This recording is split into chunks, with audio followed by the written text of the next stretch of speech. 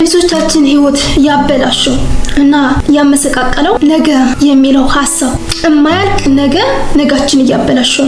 የሆነ ቢዝነስ ልጀምር ነው ነገ፣ የከተማ መሬት መግዛት ፈልጋለሁ፣ አይ ነገ፣ ወይም ደግሞ የዛሬ ዓመት ማጥናት አለብኝ ነገ፣ የሆነ ስኪል ዴቨሎፕ ማድረግ አለብኝ ነገ፣ ዲግሪን ኦር ማስተርሴን መጀመር አለብኝ ነገ፣ ወደ ውጭ ፕሮሰስ ማድረግ አለብኝ ነገ። የማያልቁ ነገሮች እድሜያችን፣ ጉልበታችን፣ ህይወታችን እያመሰቃቀሉት ነው። ስለዚህ ነገ የሚለውን ነገር እንዴት ማስወገድ እንችላለን? ተማሪዎችም ትሆኑ ትችላላችሁ፣ አስተማሪዎችም፣ በየትኛው መስሪያ ቤት እየሰራችሁ ያላችሁ ሰዎች እስኪ ነገ ከሚለው ሐሳብ ወጥተን ነጋችን ለማሳመር ዛሬ ላይ ምንድነው ማድረግ ያለብን የሚለው ላይ ትኩረት አድርገን መነጋገር እንሞክራለን። ከዛ በፊት ግን ለማታውቁኝ ሄዋን ነኝ። ፕሊስ ለዩቲዩብ ቻናሌ አዲስ ከሆናችሁ ሰብስክራይብ ማድረግ እንዳትረሱ። በጊዜም ለቃችሁ ቪዲዮችን ደርሳችሁ ኖቲፊኬሽን ሳይን ተጫኑ። ቪዲዮ ቫይራል እንዲወጣና ለሌሎች ድረስ ላይክ እና ሼር በማድረግ አግዙኝ። አብራችሁን ቆዩ።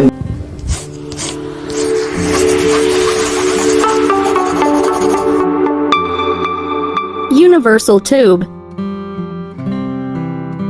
የሆነ ቢዝነስ ልጀምር ነገ፣ ስኪል ዴቨሎፕ ላድርግ ነገ፣ ላጥና ነገ፣ ብር ሴቭ ላድርግ ነገ።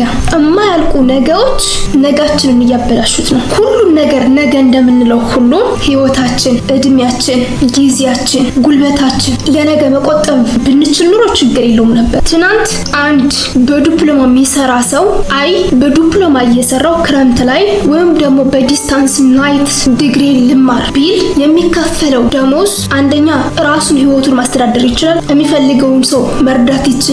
ፕላስ ቱ ዛት ዲግሪውን ለመማር ከፍሎ መማር ይችል ነበር። አንድ የዲግሪ ሰራተኛ ማስተርሴን ልማር ብሎ ቢያስብ በዲግሪ የሚከፈለው ደሞዝ በቂው ነው። ህይወት መመስረት ይችላል፣ ቤተሰቦችን ማስተዳደር ይችላል፣ በክሬዲት ከፍሎ መማር ይችላል፣ ለሪሰርች ለአድቫይዝ መክፈል ይችላል። ዛሬ ላይስ ዲግሪን በግል ማስተርስን በግል በጣም ነው የሚከብደው። አንደኛ እንኳን ከፍሎ ለመማር ይቅርና ኖርማሊ የሚከፈለው ደሞዝ ሰርቫይቭ ለማድረግ በቂ አይደለም። ሁለተኛ አንድ የዲግሪ ሰራተኛ ማስተርሱን በግል ልማር ቢል ለሪሰርች የሚያወጣው ብር፣ ለአድቫይዘር የሚያወጣው ብር፣ ለእያንዳንዱ ኮርስ በተለይ ደግሞ ላብ ካለው ለክሬዲት የሚከፍለው ብር በራሱ በቂ አይደለም።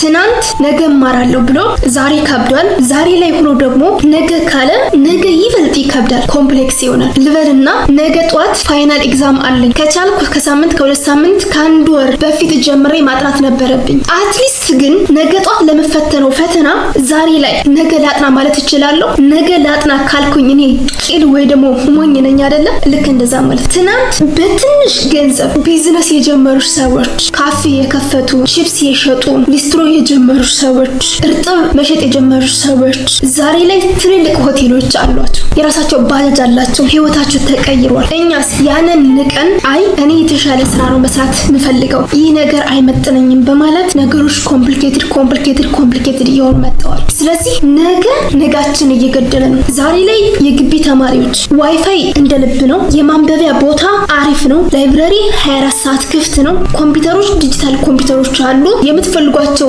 ሪሶርሶች በጣም ጎበዝ የምትሏቸው ጓደኞች ሊሆን ይችላሉ፣ አሪፍ የሆኑ አስተማሪዎች አሉ፣ ኤአይ ቱሎች አሉ። ምንም አይነት ሶሻል ላይፍ አልጀመራችሁም፣ የምታስተዳድሩት ቤተሰብ የለም። ስለዚህ ዛሬ ላይ የዲግሪ ውጤታችሁን ካላስተካከላችሁ ዲቨሎፕ ማድረግ ያለባችሁን ስኪል አውቃችሁና ለይታችሁ ካልተማራችሁ ዓለም ምን እንደምትመስል አናላይዝ መስራት ካልቻላችሁ እና ነገ ወጣችሁ ምን እንደምትሰሩ ለይታችሁ ካላወቃችሁ ዛሬ ላይ ያለው ሪሶርስ ዛሬ ላይ ያለው ፍሪደም ነገ አታገኙት። ትናንት አይታችሁ ከሆነ አንድ የዩኒቨርሲቲ ሌክቸረር ዩኒቨርሲቲን ተወት የሃይ ስኩል አስተማሪ የባንክ ሰራተኛ ሚስቱ ስራ ቢኖራት ባይኖራት ችግር የለውም፣ እሱ በሚከፈለው ደሞዝ ተከብሮ ይኖራል። ከቻለ ቤተሰቦችን ሳፖርት ያደርጋል፣ ካልቻለ ግን ህይወቱን መስርቶ ባለቤቱን ልጆችን ማስተዳደር ይችል ነበር። ዝንጥ ያለ ህይወት ነበር የሚኖሩት።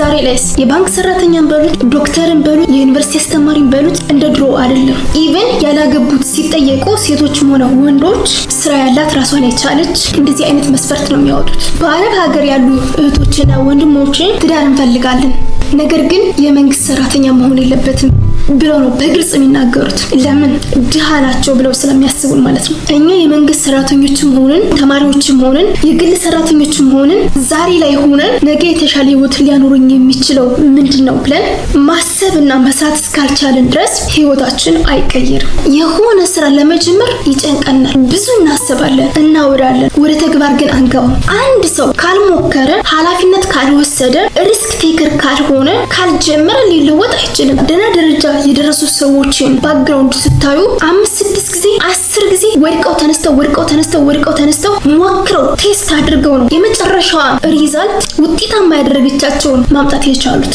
ስለዚህ ዝም ብለን ቁመን አሻግረን በማየት እንትና እኮ ወደቀ፣ እንትና እኮ ከሰረ የሚሉ የኛን ድክመት ከበር የሚያደርጉ ቃላቶችን እየመረጥን እና የወደቁ ሰዎችን እየፈለግን በእነሱ ውድቀት መሳቅ መሳለቃችን አቁመን ወደ ስራ ብንገባ ነገ ከነገ በኋላ ውጤታማ እንሆናለን። አንድ ሰው ሳይሞክር፣ አንድ ሰው ሳይጀምር፣ አንድ ሰው ኃላፊነት ሳይወስድ ሊወድቅ ይችላል? አይወድቅም። የቆመ ሰው እንዴት ሊወድቅ ይችላል? የሚሄድ የሚንቀሳቀስ የሚሮጥ ሰው ነው የሚወድቀው። ስለዚህ እኛ ቀጥ ብለን የምናይ ከሆነ ልንወድቅ አንችልም። ካልወደቅን ደግሞ መነሳት የለም። ትናንት ላይ እኮ የሚገርማችሁ ትንሽዬ ካፌ ሽሮ ቤት ጀምረው ያችን ሽሮ ቤት የፍየል ስጋ፣ ከዛ የከብት ግማሽ፣ ከዛ ሙሉ በሬ አርደው፣ ከዛ በኋላ 3-4 በሬ፣ ከዛ በኋላ ሌላ ብራንች ከፍተው ኢቭን አንድ ከተማ ላይ ብቻ ሳይሆን በተለያዩ ክልሎች ላይ እየከፈቱ ቢዝነስ እየሰሩ ያሉ ሰዎች አሉ። የተነሱት ግን ከሽሮ ቤት ነው፣ ዲስትሮ በመስራት ነው። ስለዚህ መጀመርን የመሰለ ነገር የለም። ዛት ማች የምፈልገው ደረጃ ደርሻለሁ ባልልም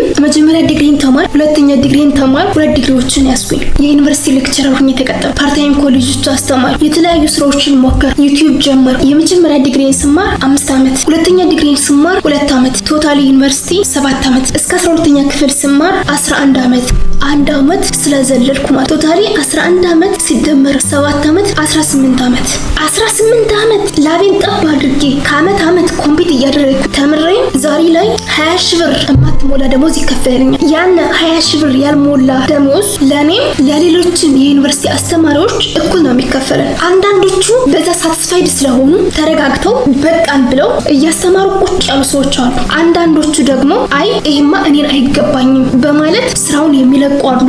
ስራውን ሳይለቁ ደግሞ የራሳቸውን ስራ የሚሰሩ ማአት ሰዎች አሉ። የሚገርማችሁ እስከ 45,000 እስከ 50,000 እስከ 60,000 ሶፍትዌር ዲቨሎፐር ሆነው እና ፓይተን ፕሮግራሚንግ እና ሪያክትን እና ጃቫስክሪፕትን የመሳሰሉ ፕሮግራሚንግ ላንጉጆች ላይ በራሳቸው ጥረው ዛሬ ላይ አዲስ አበባ ከክፍለ ሀገር ዩኒቨርሲቲ ተነስተው አዲስ አበባ መጣው ፉል ታይም እየሰሩ ያሉ ሰዎች አሉ። በሴሚስተር አንድ ኮርስ ይሰጣቸዋል። መሄድ ባለባቸው ሰዓት ሄደው አስተምረው ይመለሳሉ። ጓደኞቻቸው ከበር ያደርጉላቸዋል። እነሱ ግን ልክ እንደነገርኳችሁ ኔት የወር ሳላሪያቸው እስከ 40,000 እስከ 50,000 እስከ 60,000 ይደርሳል። የእነሱ ጓደኞች እኮ ያችን 20 ሺህ ብር ያልሞላች ደሞዝ ይዘው ስቴብል ነው የተቀመጡ። ለዛም የቤት መቤት ሚስት ያላቸው ወንዶች አሉ ቁጭ ብለው ያሉ ማለት። ስለዚህ ምርጫው የእናንተ ነው። አይ ይሄ ህይወት አይገባኝም፣ ብዙ መስራት ይጠበቅብኛል፣ አይምሮዬን በደንብ አልተጠቀምኩበትም፣ ጊዜም በአግባቡ አልተጠቀምኩበትም። ስለዚህ ዛሬ ላይ ያለኝን ልጅነት ያለኝን አይምሮ ኢነርጂ እና ሪሶርስ በአግባቡ ተጠቅሜ የነገ ህይወቴን ማስተካከል አለብኝ ካለ ዛሬ ላይ መጀመር ያለብን ነገር መጀመር አለብን። ይሄን ነገር እየተናገርኩ ያለሁት ለተማሪዎች ብቻ አይደለም። በተለይ ደግሞ ልክ እንደኔ የዩኒቨርሲቲ አስተማሪዎች የሆናችሁ ራሳችሁን ልትጠይቁ ይገባል። ሜጋ ፕሮጀክት ወይም ደግሞ ሪሰርች ላይ ፓርቲሲፔት ማድረግ ባትችሉ እንኳን ስሞል ስኬል ፕሮጀክት ወይም ደግሞ ሪሰርች እስከ 170 ሺህ ብር እስከ 150 ሺህ ብር እስከ 200 እስከ 300 እስከ 500 ሺህ ብር ፓርቲሲፔት አድርጋችሁ ያንን ዊን ብታደርጉ ለ3 ወይ ደግሞ ለ2 ሆናችሁ ያ የሆነ ቢዝነስ ለመጀመር ኢኒሻል ካፒታል ይሆናችኋል። የባንክ ሰራተኞችም ሆነው የተለያዩ ቢዝነሶችን ሰዎችን ቀጥረው የሚያሰሩ ሰዎች ታውቃላችሁ። ከ2 ሰዓት እስከ 11 ሰዓት ኦር እስከ 12 ሰዓት ነው አይደል የሚሰሩ። ነገር ግን ያለቻቸውን የትርፍ ታይም ተጠቅመው ማድረግ ያለባቸውን ነገር እያደረጉ ያሉ በጣም ፋስት እና ፕሮዳክቲቭ የሆኑ ወጣቶች አሉ። ዛሬ ላይ እንደማንም ብለን ተሯሩጠን ከደሞዛችን ላይ 10%፣ 20%፣ 30% ብንቆጥር ዘንድ ያችን የቆጠብናትን ብር ከ1 ዓመት ከ2 ዓመት በኋላ አውጥተን የምንፈልገው ስራ መስራት እንችላለን። ኢቭን እኔ እኮ ትናንት እንደነገርኳችሁ ዝም ብዬ አይ አንደኛ 5 ዓመት ተምሬያለሁ፣ ለዛም ባህር ዳር ዩኒቨርሲቲ፣ ሁለተኛ 2 ዓመት አሁንም ማስተርሴን እዛው ላይ ድፍት ብዬ ደሜን ጥጥት አድርጌ ተምሬያለሁ፣ ስለዚህ ረፍት ያስፈልገኛል ብዬ እንደ ማንኛውም አስተማሪ ዝም ብዬ ቁጭ ብል ዛሬ ላይ ልክ እንደነገርኳችሁ 18 ዓመት ተምሬ መንግስት መስሪያ ቤት ለዛም ዩኒቨርሲቲ ላይ ተቀጥሬ እየሰራው 20 ሺህ ብር የማትሞላ ደሞዝ እየከፈለኝ 2 ዓመትና 3 ዓመት ባልሞላ የከፈትኩት ዩቲዩብ ቻናል ግን ከዛ በጥፍ እየከፈለኝ ነው፣ ለዛም በዶላር። ትናንት እኮ ልክ እንደናንተ ነገ ብዬ ብኖር ዛሬ ላይ ይህን ያህል ኦዲየንስ፣ ለዛ በቴክ ቲፕ ኢንተርቴይንመንት ቢሆን ሙዚክ ቢሆን ችግር የለውም። ቴክ ቲፕ ወይም ደግሞ ኤዱኬሽን ላይ የምሰሩ ሰዎች ታውቃላችሁ 88,000 ሰብስክራይበር ወይም ደግሞ ተከታይ ባልኖረኝ ነበረ። አሁንም ነገን ለማሳመር ነገ ምለው ስራ የለኝ። ዛሬ ላይ መጠቀም ያለብኝ ኢነርጂ በሙሉ ሙጥጥ አድርጌ ነው የምጠቀመው። ተማሪዎችም ከሆናችሁ መስራት ያለባችሁን ነገር መጀመር የምትፈልጉት ነገር ካለ ዲቨሎፕ ማድረግ መማር የሚጠበቅባችሁ ስኪል ካለ መረዳት ማወቅ የሚጠበቅባችሁ ነገር ካለ ቲክታክ ላይ ስክሮል ከማድረግ ፌስቡክ ላይ ቴሌግራም ላይ ኢሞ ላይ ዋትስአፕ ላይ እዚህ ከሌላ ዩኒቨርሲቲ ወይ ደግሞ ከራሳችሁ ዩኒቨርሲቲ ከሀገር ውጭ ያሉ ሰዎች ጋር ቻት ከማድረግ ከኔ ምን ይጠበቃል ምን ልስራ ዛሬ ላይ ብላችሁ ከእናንተ ጋር የሚሄዱና ነጋችሁን የሚያሳምር ነገር ኮንሱም አድርጉ። መማር ያለባችሁን ነገር ፖስት ፎንድ ሳታደርጉ ወይም ደግሞ ነገ ሳትሉ ዛሬ ላይ ጀምሩ። ግዴታ እኔ ዩቲዩበር ሁኑ ቲክቶከር ሁኑ ወይም ደግሞ ፌስቡክ አይዲዎችን ተጠቀሙ ወይ ደግሞ ዲጂታል ማርኬቲንግ ላይ ስሩ፣ ፍሪላንስ ላይ ስሩ፣ አፍሊየት ማርኬት ላይ ስሩ እያልኩ አይደል። የሰው ልጅ የሚወደውን መክሊቱን ፓሽኑን ነው መከተል ያለበት። 10ኛ ክፍል ስለፈተን የወደቁ ጓደኞች ነበሩ። ውሳኔያቸው ምን ነበረ? 15,000 ብር ኦር 20,000 ብር ኢቭን ያን ራሱ የሚሞላ አይመስለኝም ከፍለው ወደ ዱባይ ወይም ደግሞ ወደ አረብ ሀገር መሄድ ነበረ ሀሳባቸው። ሂደው እዛ ላይ አልተቀመጡም። ኤርትራውያን ነኝ በማለት ወደ እስራኤል እንዲሁም ደግሞ እዛው ሱዳን ወይም ደግሞ ካርቱም እና ዱባይ ላይ ሆነው የተወሰነ ብር አጠራቅመው ዛሬ ላይ ዩሮፕ አሜሪካ ላይ የገቡ ብዙ ጓደኞች አሉ፣ እኔ ጋር የነበሩ ማለት ነው። ኢቭን ከዛሬ 5 ዓመት 6 ዓመት 3 ዓመት 4 ዓመት በፊት በስራ ቪዛን በሉትኝ በትዳርን በሉትኝ ኢትዮጵያኖች ወደ አሜሪካ ወደ ዩሮፕ ወደ ካናዳ ለመውጣት ቀላል ነበር አይደለ? ዛሬ ላይስ በሚሊዮን እየከፈሉ ኢቭን የተበሉት ሰዎች ስንቶች ናቸው? ከዛሬ 3 ዓመት በፊት እኔ ወደዚህ ከተማ አሁን ወዳለሁበት ክልል ስመጣ እኔ ካለሁበት ቦታ የ10 ብር ትራንስፖርት ሂደን እስከ 60,000 ብር እስከ 70,000 ብር መስመር ላይ የቤት መስሪያ ቦታ ይገዛ ነበር። ዛሬ ላይ በትንሹ 300,000 400,000 500,000። ስለዚህ ያኔ እንደማንም እየተበዳድሬ ወይም ደግሞ አንድ ሴሚስተር 2 ሴሚስተር ቆጥቤ ያን በ3 እጥፍ አውጥቼ ገዝቼ ብኖርስ? አሁን እየነገርኳችሁ ያለው ስለ ትናንት ነው። ከነገ ደግሞ አትሊስት ዛሬ ይሻላል። ትናንት እንዲህ ነበረ እያልኩ ሪግሬት ከማድረግ አትሊስት ዛሬ ላይ ሆኜ ነገም እኮ ይሄ ነገር ሊመጣ ይችላል ብዬ ነገን በዛሬ ማሳመር ይጠበቅብኛል። አንድ ጓደኛ ያለ እኔ ጋር የምትሰሩ ሰዎች ወይም ደግሞ ከኔ ጋር ክሎዝ የሆናችሁ ሰዎች ታውቃላችሁ፣ የዩኒቨርሲቲ ሌክቸረር ነው፣ ዩቲዩበር ነው። ሰሞኑን ደግሞ እዚሁ እኔ የምሰራበት ዩኒቨርሲቲ ላይ 5-6 ካምፓስ ነው ያለው። ከዛ ካምፓስ ውስጥ አንደኛው ካምፓስ ላይ መምህራን ካፌ ተወዳድሮ አሸነፈና ካፌውን ወሰዱ። ከ6 ከ7 በላይ ለሆኑ ሰዎች ስራ እድል ፈጠረ። አስተናጋጅነት፣ ካሸርነት፣ ኩክ የሚያደርጉ ሰዎችን ቀጠረ። ዩኒቨርሲቲ አስተማሪ ነው። ገና 20 ቤቶች ያለው ወጣት ነው። ዩቲዩበር ነው። አሪፍ የሆነ ክፍያ ነው የሚከፈለው። ኖርማሊ ሌክቸረር ሆኖ ከሚከፈለው ደሞዝ እጥፍ ይከፈለዋል። ዘን አሁን ላይ ደግሞ የመምህራን ላውንችን ተወዳድሮ አሸንፎ 24 አወር እየሰራ ነው። ስለዚህ ነገ ከ1 ዓመት ከ2 ዓመት በኋላ ይሄ ልጅ ትልቅ ሆቴል መክፈት አይችልም ብላችሁ ታስባላችሁ?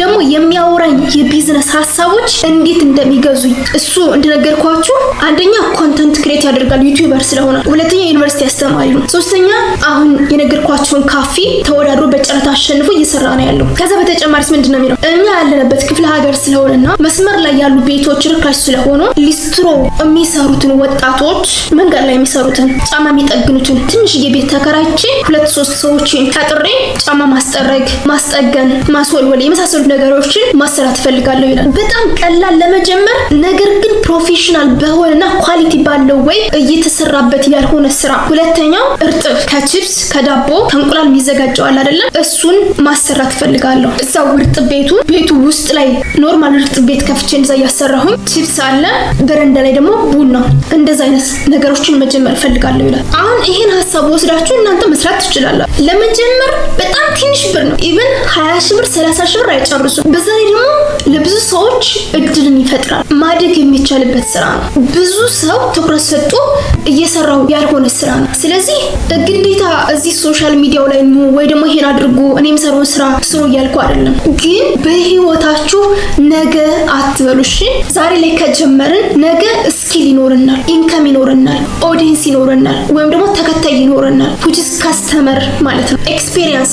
ነገ እኛም አድቫንስ እየሆንን ነው የምንሄደው፣ ምክንያቱም ከራሳችን ስህተት፣ ውድቀት፣ ፈተና ስለምንማርበት ነው። ዛሬ ሳንጀምር ነገ ካልነስ አንደኛ ህይወት ራሱ ኮምፕሊኬትድ እየሆነች ነው የምትመጣው። አቅም እያጠረን ሀሳባችን እየተበተነ ነው የሚመጣው። ስለዚህ ማንኛውንም ስራ ለመስራት ትምህርታችሁንም ለማጥናት ከወዲሁ ነው አይደለ? ዛሬ የተማርኩትን ዛሬ፣ ነገ የተማርኩትን ነገ 5-6 ሞጁል ወይም ደግሞ ቻፕተር ከመማሬ በፊት ቻፕተር 1 እንደተማርኩ ቻፕተር 1 ከበር ማድረግ፣ ቻፕተር 2 እንደተማርኩ ቻፕተር 2 ከበር አድርጌ ቻፕተር 1 መከለስ፣ ሌሎችንም ኮርሶች እንደዛ እያደረግን ከሄድን ፈተናውን የማንደፍንበት ምክንያት ምንም የለም። ነገ ከነገ በኋላ ቀጣይ ሳምንት የምንል ከሆነ ግን ነገሮች እያስጣሉን ቦሪንግ እየሆነ ኢነርጂያችን እያለቀ ነው የሚመጣው።